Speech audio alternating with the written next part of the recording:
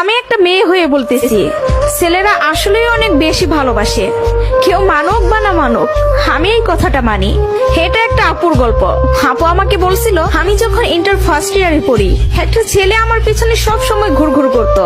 আমি যেখানেই যেতাম ও ঠিক আমার পিছনেই থাকতো। আমরা একই মহল্লাতে থাকতাম। সেই ছোটবেলা থেকে আমি ওকে দেখতেছি। একটু জেদি, তবে কোনো মিথ্যা নেই ওর ভিতরে। ফলচাতুরি এসব কিছুই বুঝে না, আর অনেক চাপা স্বভাবের একজন মানুষ। কষ্ট হলেও মুখ থেকে কোনো কথা বের করে না।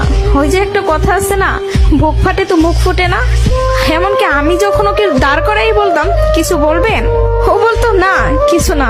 একদিন আমি ওকে প্রপোজ করলাম আর বললাম, আপনাকে দিয়ে কিছু হবে না, আমি সারাটা জীবন আপনার সাথে থাকতে চাই, আপনার বউ হতে চাই আমি। কখনো দূরে সরাই দিবেন না তো? জীবনে যা কিছুই হয়ে যাক, আপনি আমার পাশে থাকবেন, কখনো আমাকে একা ফেলে যাবেন না। যদি এই ওয়াদা করতে পারি, তাহলে আমি রিলেশন করব। ও অনার্স ফার্স্ট ইয়ারে পড়ে। ও বলল, জীবনে যা কিছুই হয়ে যাক, আমি তোমাকে কখনো ছাড়বো না। আমাদের সম্পর্কের বয়সটা যখন 2 বছর, তখন আমার বাসায় বিয়ের প্রেসার দেওয়া শুরু হয়ে গেল। ফ্যামিলি দেখে ছেলে খুঁজতেছে, সরকারি চাকরিওয়ালা, বিসিএস ক্যাডার। এসবের মধ্যে আমি ওর কথা বলতে ভয় পেতাম, কারণ ও এখনো পড়ালেখা করতেছে। চাকরি তো দূরের কথা, চাকরি পাইতে তো অনেক সময় লাগবে, কিন্তু আমার ফ্যামিলি তো আমাকে সময় দিবে না। আমি অনেক কষ্টে আম্মুকে রাজি করাই। আম্মু যেন আব্বুকে এই কথাটা বলে, আর আম্মু আব্বুকে বলে।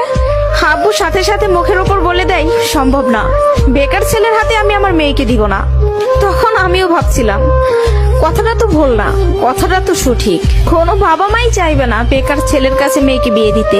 আমি নিজেও তো কখনো চাইবো না, কিন্তু তারপরও মাথায় চলতেছে, আমি যদি ওকে হারাই ফেলি, আর কখন কি ফিরে পাবো ওকে? আমি তো আর ফিরে পাবো না। পরবর্তীতে আমি ওকে সব বলি, ওকে বলি কি করব বলো।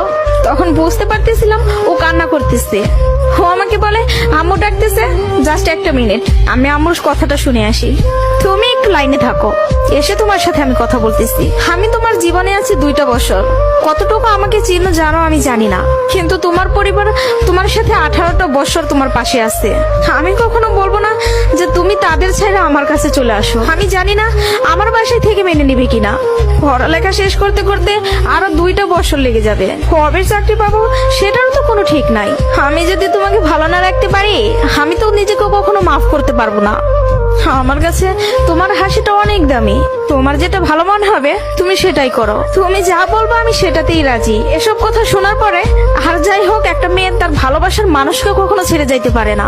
আমি তখন একটা জিনিসই ভাবতেছিলাম, জীবনটা তো ছোট, আর আমি আমার এই ভালোবাসার মানুষটাকে হারাই ফেললে আমি নিজেই সারা জীবন আফসোস করব। এরকম কোনো ছেলে আর আমাকে ভালোবাসতে পারবে না, আমি ওকে ছাড়তে পারবো না। আমি বাসায় আবারও বুঝাই, তারা বুঝে না।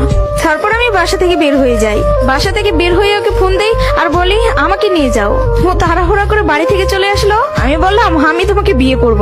ও আমাকে বলে, আমি বলছি না তোমাকে, তুমি যা বলবো আমি তাতেই রাজি আছি। তবে একটা কথা, আমার সাথে থেকে যদি 3 বেলার 1 বেলা খেয়ে থাকতে হয়, পারবা? তার জন্য আমি সবকিছু ছেড়ে আসলাম, তার জন্য আমি সবই করতে পারবো। বিয়ের পরে ওর বাসায় থেকে ফোন দেয়, বলে বাসায় আয়। তারপর ওর বাসায় থেকে মেনে নিল। তার কিছুদিন পর আমার বাসায় থেকেও মেনে নিল। ভালোবাসার জায়গা থেকে যদি বলি, প্রিয় মানুষটাকে নিজের করে পাওয়ার মধ্যে অন্যরকম একটা সুখ কাজ করে, যে সুখটা কখনোই টাকা দিয়ে কেনা যাবে না। আর যদি বলি প্রিয় মানুষটার কথা, আমি ভুল মানুষকে ভালোবাসি নাই, আমার মানুষটা সঠিক ছিল। সেই মানুষটা আমাকে বিন্দু পরিমাণে কষ্ট দেয় নাই। আমি সবসময় একটা কথা বলি, ভালোবাসা সুন্দর যদি মানুষটা সঠিক হয়। প্রিয় মানুষটা যখন নিজের হয়ে যায়, তখন এতটা শান্তি অনুভব হয়, তা হয়তো বলে বোঝানো যাবে না। সুখে থাকতে, ভালো থাকতে টাকা পয়সার আমূল প্রয়োজন পড়ে না, যদি ভালোবাসার মানুষটা পাশে থাকে। কাউকে ধরলে হাতটা শক্ত করে ধরবেন, যেন দিন শেষে সব সময় আপনার পাশে থাকে। তো সবাই ভালো থাকবেন। ভিডিওটি ভালো লাগলে প্লিজ সবাই শেয়ার করবেন। আর